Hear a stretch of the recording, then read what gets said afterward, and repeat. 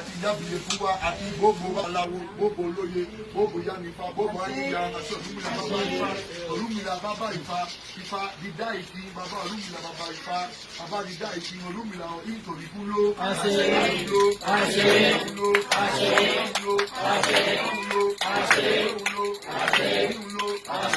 gbogbo lọ gbogbo ilé ayé àlàáfíà ọlọ́gbọ́n kábíyèsí àṣeyẹ gbogbo ta ilé ìlera àṣeyẹ gbogbo ilé Ọ̀rúnmìlà àṣẹ o afẹ́jẹ̀fẹ́ Ifá àṣẹ Ọ̀rúnmìlà bàbá Ọ̀rúnmìlà bàbá Ifá. Estamos siendo plegaria a Energía hoy para Ọ̀rúnmìlà bàbá Ifá. Primeramente los sacrificios que estamos haciendo es para que se aleje la negatividad, la enfermedad, el coronavirus, la pandemia que estamos pasando por este momento, tanto Cuba como todos los países que están afuera.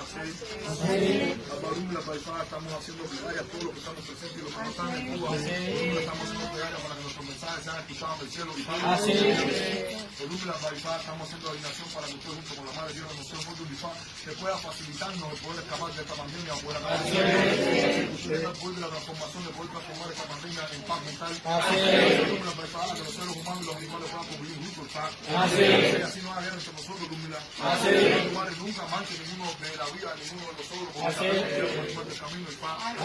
Que los animales sean iguales que nosotros, Ọ̀rúnmìlà bàbá Ifá. Que la paz reine en el mundo, que la paz reine en Cuba, que la paz reine en nuestros hogares, que la paz reine en nuestras casas, que la Madre Dios nos sostenga fuertemente como un Edán, que Ọ̀rúnmìlà siempre nos sostenga, siempre puro y sano como Él siempre lo fue.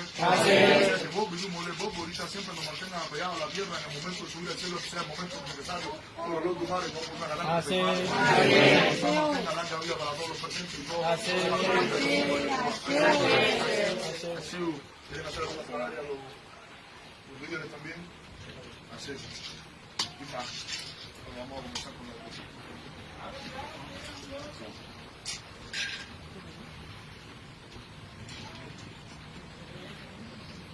Ahora monsieur.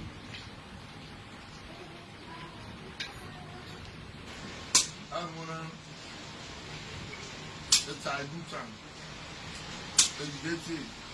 Aucun se sont mauvais à des alimentations. Boluwo, Iba Olùgbọ́nà, Bábámbá, àṣẹ òwúṣì dára o. Ifá ìwọlé ọ̀pọ̀ ọ̀bọ, ẹ̀yìn ọ̀pọ̀ ọ̀bọ, ọlọ́wọ́ mọ́ tún mọ́ lóka lọ́wọ́ sí adé ọ̀pọ̀ ìwọlé ìta ọ̀rùn ilé ògèrè kò ti bàrẹ́ o. Olùgbà o, ẹ̀yìn alárùkà tó lábọ̀ mí lẹ́gùn. Ẹ̀yìn alárùkà tó lábọ̀ mí lẹ́gùn. Ẹ̀yìn alárùkà tó lábọ̀ mí lẹ́gùn. Ẹ̀yìn alárùkà tó lábọ̀ mí lẹ́gùn. Ifá o Ifá, ṣe o ọdún kọrẹ.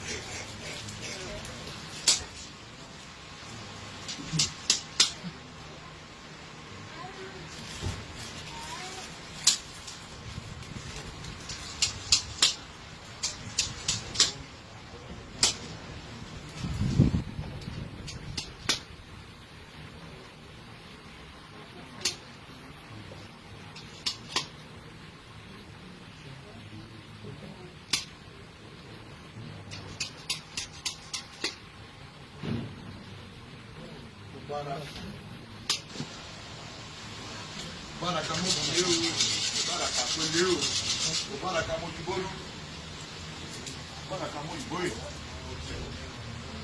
baraka mo ibosi.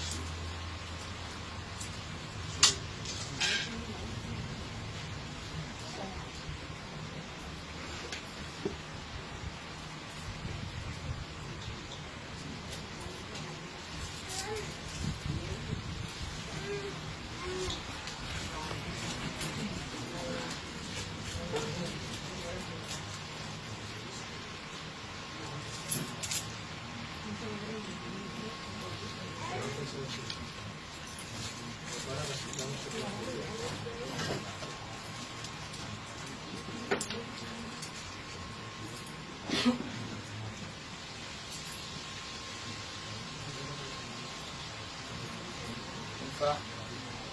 Ìdílé lónìí.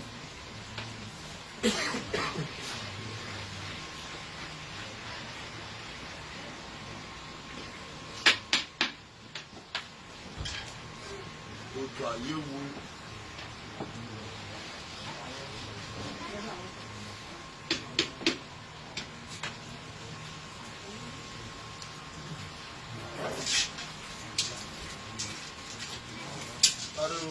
That's it.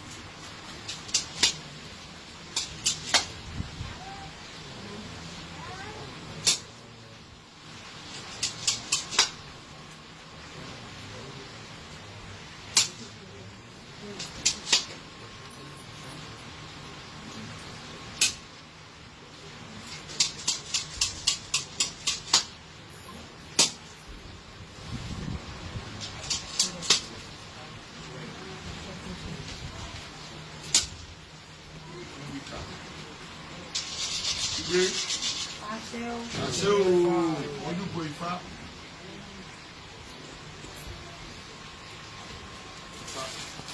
Ìdúró ní.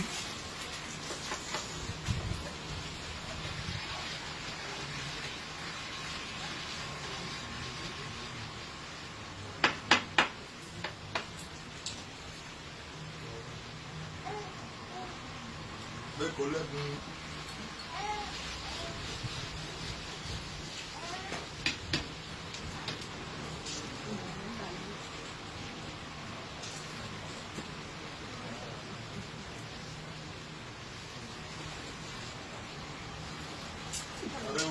That's it.